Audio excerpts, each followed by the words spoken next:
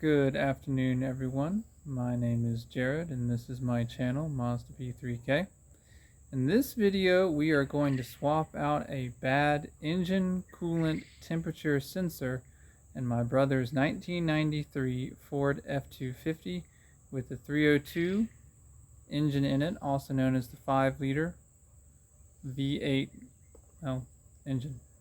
Without further ado, let's get started. Okay, so you see the sensor's plain broken. Another surprise that Ty left us. So we're going to go ahead and remove this. This is the engine coolant temperature sensor. We want to remove it to kind of see what we got back there.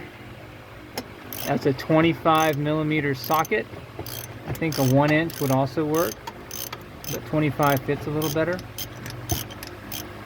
So I just wanted to go ahead and get this out, take a better look at what's going on.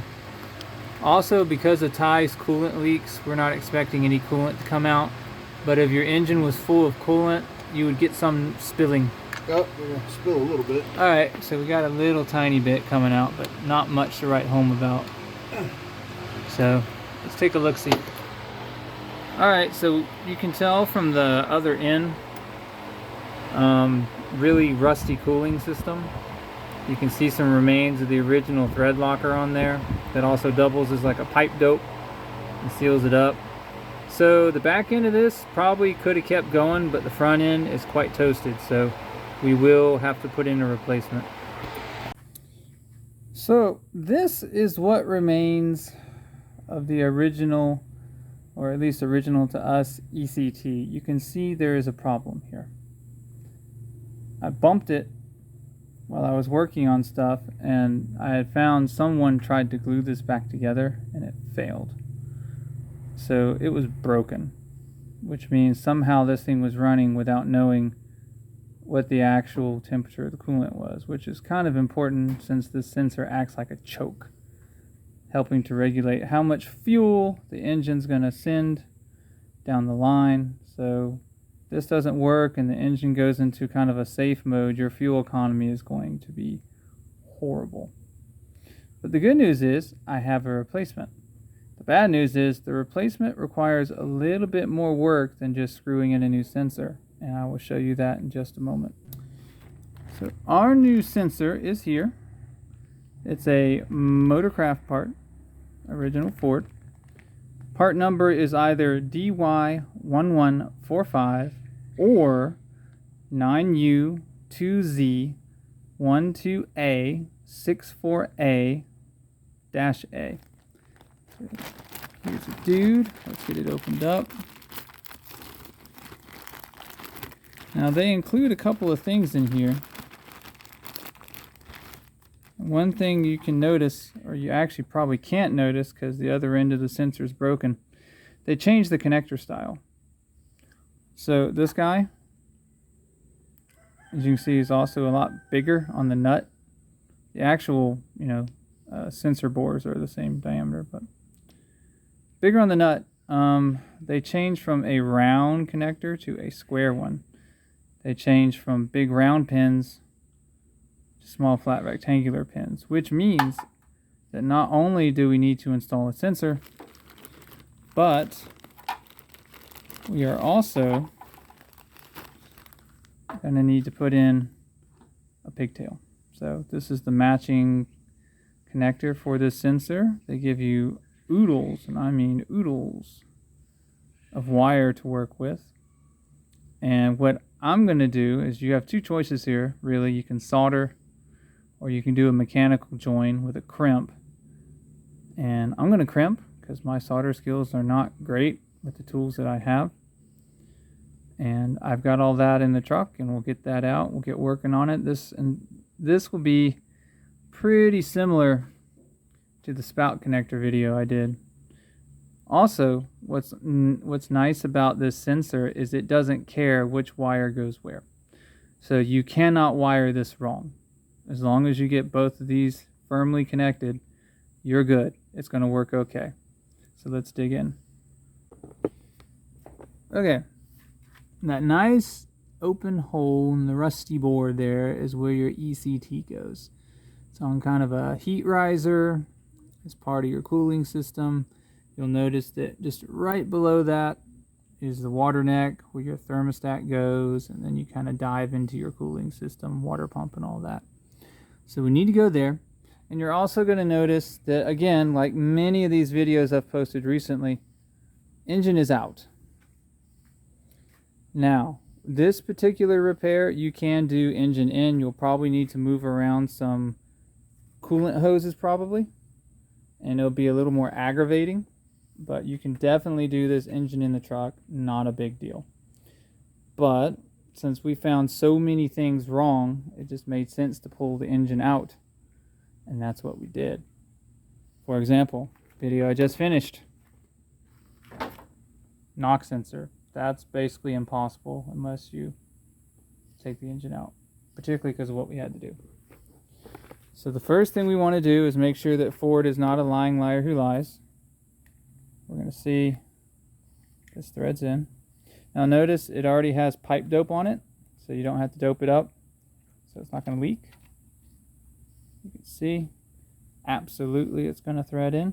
We're going to put it in some more, but I'll need to go snag. I think I might do a wrench on this one, like the box end, because I'm concerned that if I try to slide a deep well socket over this, I'm going to break this connector, which would just be totally not cool.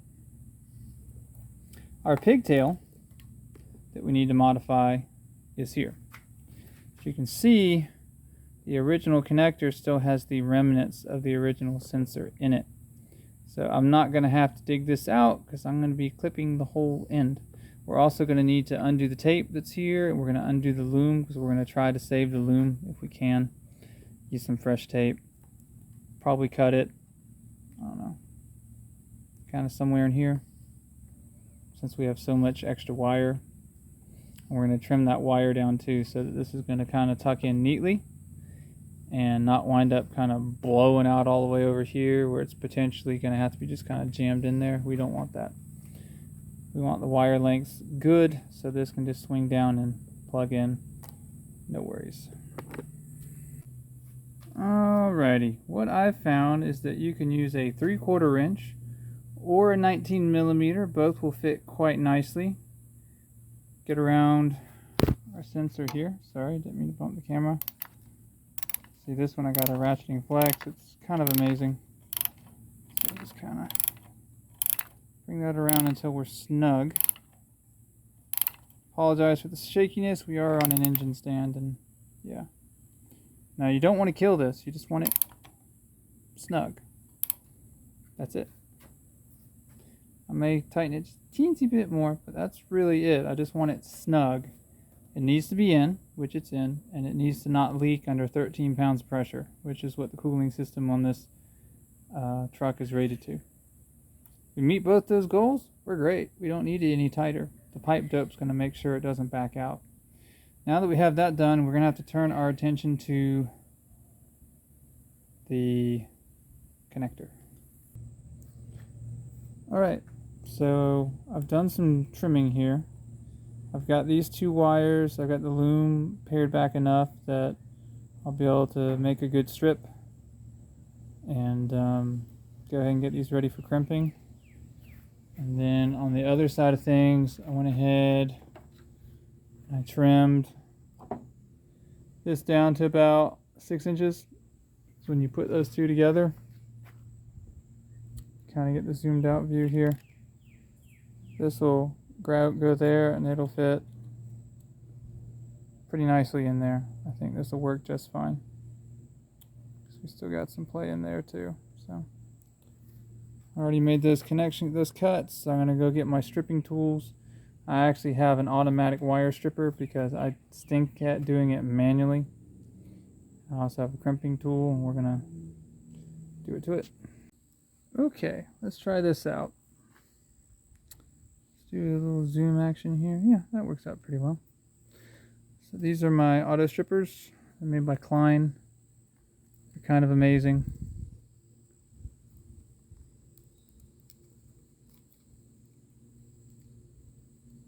I definitely recommend them. Alright, so that wire wanted to move. So it did not strip like it was supposed to. Alright, we got that one. And that may not be long enough. I think we got to strip that a little more.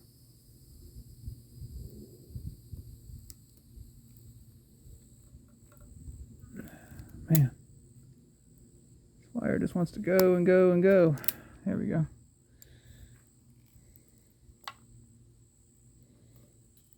Get this other one ready.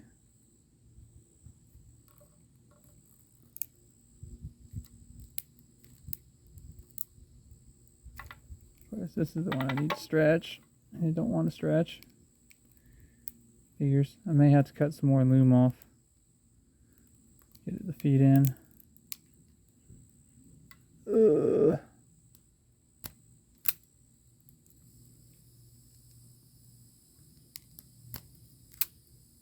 Yeah, probably gonna have to feed in just a little bit more. Yeah. So let me cut this loom back a little more. I need to make this just a tad bit longer. And then we'll be ready for crimping. I'm just going to set this to roll and kind of work on this.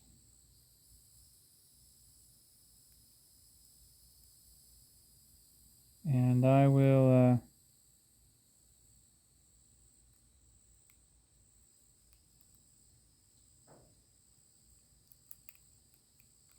kind of do some select editing, I think.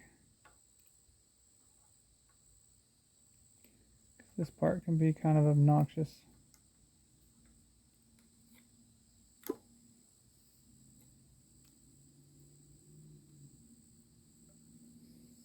And that part is making sure you got the wire in as far as you can so that when you crimp on the crimping barrel, that it's a good crimp. So this is a pink or a red. So we're going to come in and I'm going to use my left. So the red here is the end, as you can see. And they correspond to different wire gauge sizes.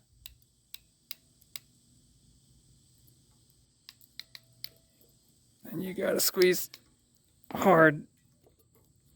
You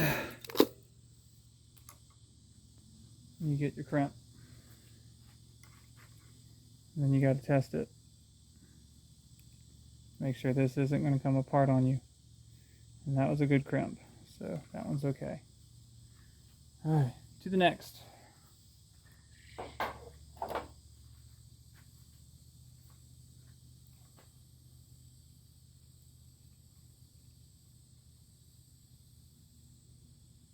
And make sure you twist your wires before you try to shove them in the barrel. Otherwise, they're going to kind of go everywhere, and it's going to make a giant mess.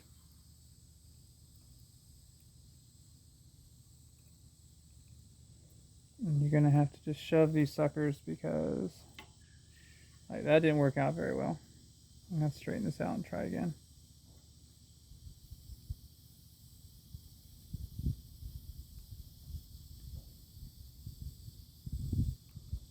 There, that's better. Kind of wiggle, wiggle, wiggle, wiggle, wiggle.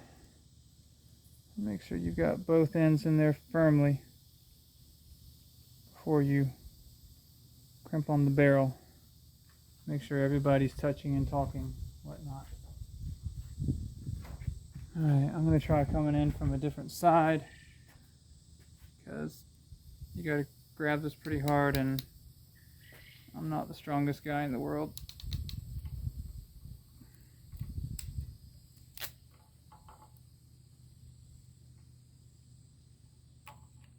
Okay.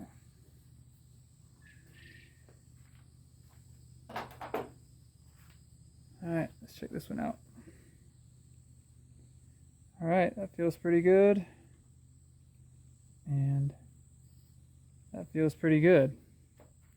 Now you may notice that there's kind of a wrapper here, and what that is, that's shrink wrap. These are marine grade connectors, so I'm going to come in with my heat gun kind of pull this out of the way so I don't melt stuff, and we're going to shrink that up so water and things do not get inside these crimps and cause them to corrode. Okay, main engine start. Haha. Where's this going? There we go. Needed some more cord. Sorry about that.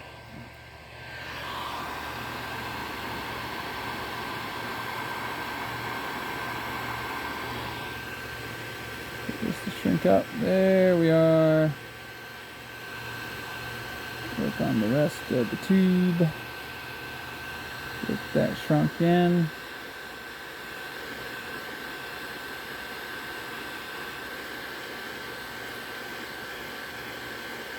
See, I've tried working with solder sleeves before, and that didn't work out very well. So I have switched to mechanical crimps, and I am finding much more joy with that. So we're going to let those cool down, and then I got a little bit of loom I can put on there, but what's most likely going to happen is it's just going to get wrapped in electrical tape for a little bit of extra protection.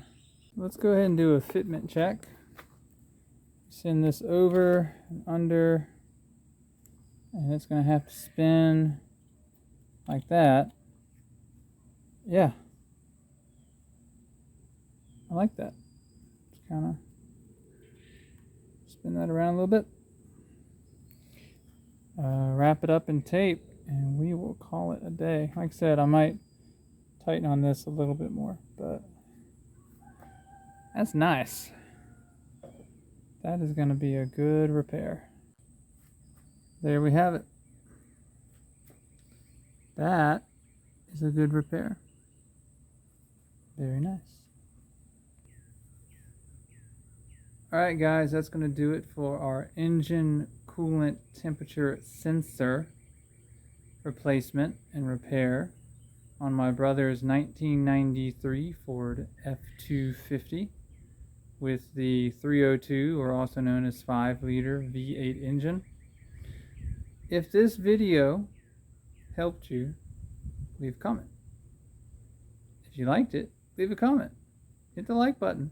Subscribe. Let me know you appreciate.